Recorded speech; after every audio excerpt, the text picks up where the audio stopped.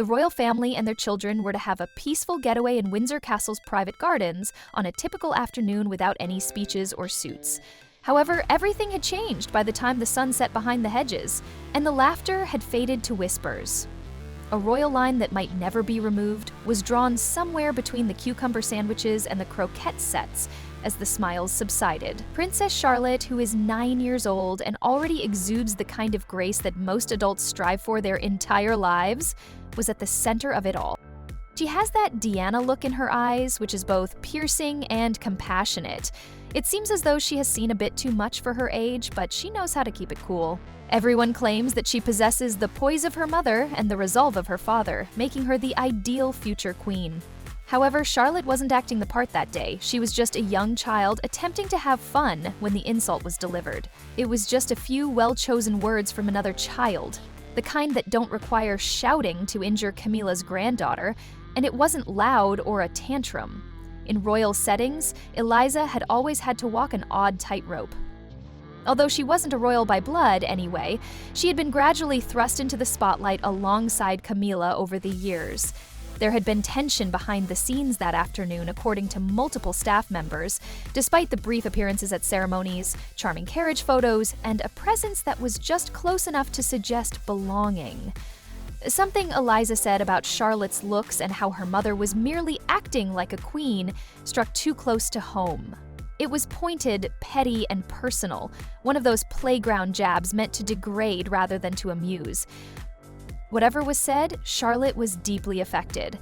According to witnesses, her eyes swelled, her face crumpled, and she was clinging to Kate like a lifeline in an instant. The calm little royal was no longer there. She was just a heartbroken child at that precise moment. Kate, who is typically the epitome of composure under duress, didn't have to say much because her body spoke for her. Her expression was icy, protective, and unrepentant as her arm was tightly wrapped around Charlotte. It wasn't just Kate who noticed. William saw it all. One palace employee described her eyes as steely, as if she was assessing each person in the garden to determine who was an ally and who had simply crossed the line. He had been talking to Charles, close by, but the moment he noticed Charlotte's anguish, the conversation abruptly ended. He was marching across the garden like a man on a mission 1 minute, and then he was nodding along courteously the next. There was no commotion, no shouting, only a calm rage that made the summer breeze abrasive.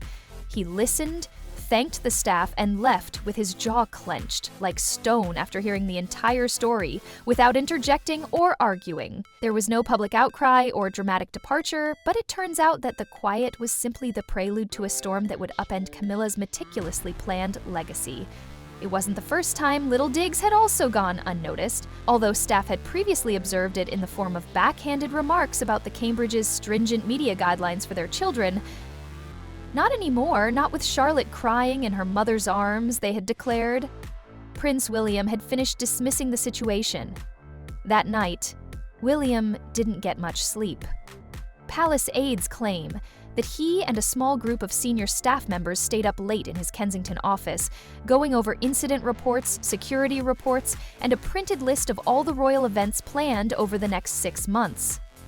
The energy in that room was different, cold, focused, and decisive, even though he didn't pace or raise his voice. Someone once subtly questioned whether they ought to hold off on consulting the king. "We're not waiting for anyone," was William's straightforward response. By dawn, it was decided that Eliza, Camilla's granddaughter, would no longer be allowed to attend royal functions as a guest, a symbolic junior, or anything else. With one order and no explanation, her honorary privileges, the unwritten rights that granted her front row ceremonial seats, quiet nods from royal security, and access to private palace wings, were abruptly taken away. What made the move so shocking wasn't just the speed. It was the clarity that this wasn't a scandal being handled, but a standard being set. And it wasn't about one girl's cruel remark, it was about everything that comment represented. Entitlement overreach, the tacit assumption that proximity to power equals power, and William didn't call Camilla, he didn't tell Charles, he told the institution. Within 48 hours after the announcement was first made public, royal correspondents began speculating about a riff. Tabloids learned of the Windsor Garden incident, and finally, a reliable source confirmed that William had revoked Eliza's ceremonial access. The headlines said it all. The law is established by the future king. Charlotte was shielded while Camilla's family was shut out. When social media went viral, Camilla felt ashamed. Everyone now had an opinion, even though the majority were unaware that Camilla had grandchildren involved in the royal life. Hashtags went viral. Team Charlotte, Eliza claims that Will is the more vicious and true king. Comments were flooded with compliments. The line is finally drawn by someone. She isn't even royal. What initially brought her there?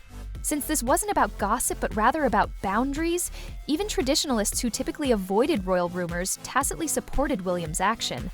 Meanwhile, Camilla was said to be furious. One Clarence House insider claims that she barged into her home and demanded answers from advisors, aides, and anybody else who would listen. She described it as a betrayal and an attack on her family. She demanded that Charles issue a statement rescinding the ruling, but Charles, ever the diplomat, declined. He allegedly stated, "It's been handled," while keeping his eyes fixed on the morning papers.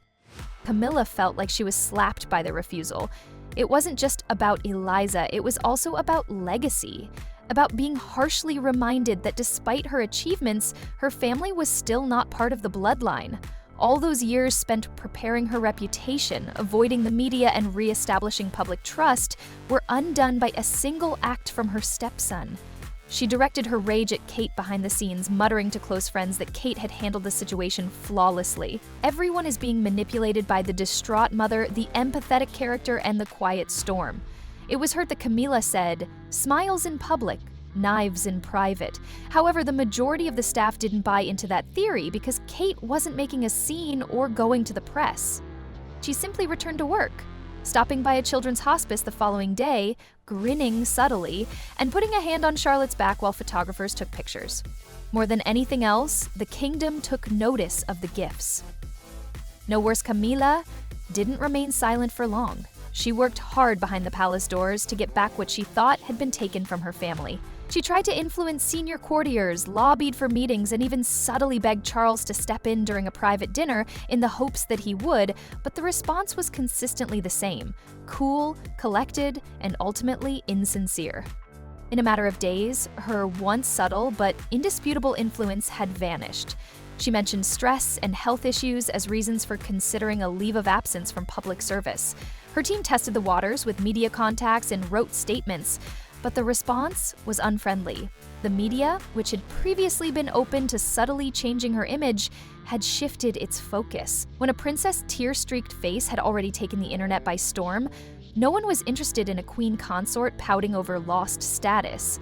Eliza, on the other hand, completely vanished from the public eye. No more staged photo opportunities, no more ceremonial cameos. It seemed as though she had been quietly removed from the royal narrative, which was perhaps the biggest blow for a family that was so preoccupied with image and perception. Although William never mentioned her name in public again, insiders claim that he made it very clear to royal staff that the message wasn't just about her. Rather, it was about setting the tone for the future. In any case, polls showed a resounding wave of support for William's decision, with many calling it long overdue in coffee shops, on radio talk shows, and on social media. People praised him not as a prince, but as a father, and one tweet summed it up perfectly. He stood up for his daughter like any father would. Everyone was taken aback by how quickly the entire monarchy appeared to change behind the scenes. Employees who had been close to Camilla's family for a long time started asking to be transferred to Kensington. Once cautiously sympathetic journalists redirected their columns to emphasize Kate's Grace Williams' newly acquired authority and Charlotte's tenacity Kate didn't have to discuss the incident in public, whether she was holding Charlotte's hand during a visit to the children's hospital, laughing quietly with George at a school function, or responding to a reporter's question about the family's well-being with a simple smile and, "We're doing just fine, thank you." Each appearance told a story. Hours passed while that one line persisted. Decades of silent tension had been revealed by what had begun as a childish argument. Public acceptance and a carefully cultivated image had been essential to Camilla's lengthy journey, from mistress to wife to queen consort. But it turned out that image was brittle. People stopped acting when Eliza fell from grace. The inner circle was where Camilla's family belonged. Charles said nothing at all, declining to discuss the matter either in public or privately. Some viewed it as a sign of wisdom on the part of the king to avoid getting involved in domestic conflicts, while others saw it as cowardice on the part of a man who would rather defend his crown than his wife's honor.